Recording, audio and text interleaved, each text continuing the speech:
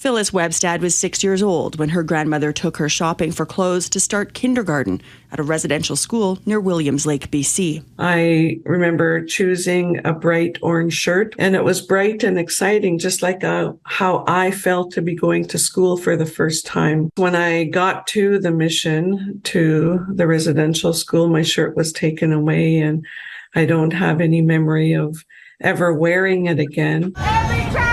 Webstad's story started the orange shirt movement. Put that energy towards helping. Webstad recently co-authored Decolonization and Me, exploring healing and individual responsibility around truth and reconciliation. She says it comes at a time when skepticism and denialism fester. There's a lot of misunderstandings and a lot of hate and a lot of denialism out there.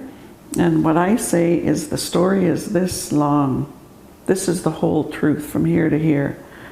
And a person may understand a quarter, a third, a half, maybe a little more than a half, but the rest they make up, and that's where racism comes from. This book is an attempt to fill in that gap of understanding. The first step is to understand. Raymond Frogner is head of archives and works with First Nations across the country to identify children who died at these schools and locate where they're buried, including the Tsuut'ina Nation, which relocated graves from the Dunbow Residential School in southern Alberta. There was a river that runs by the school where there was a burial site, and because of soil erosion, remains from the burial site actually fell into the river. They literally moved remains from the burial site to a second site that was on safer ground.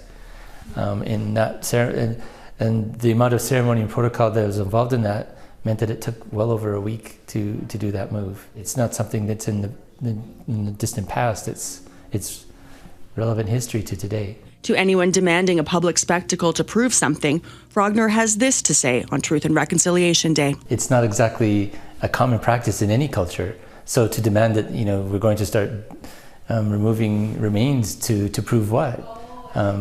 We have so much evidence in our archives indicating loss, indicating abuse of children, malnutrition, lack of housing, lack of family care, that it's hard to believe that we actually need to disinter the remains to prove that these experiences were as bad as they say they were.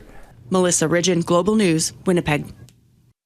There is some support for survivors. A 24-hour crisis line is available for anyone experiencing pain or distress as a result of their residential school experience. You can call toll-free and speak in confidence at 1-866-925-4419.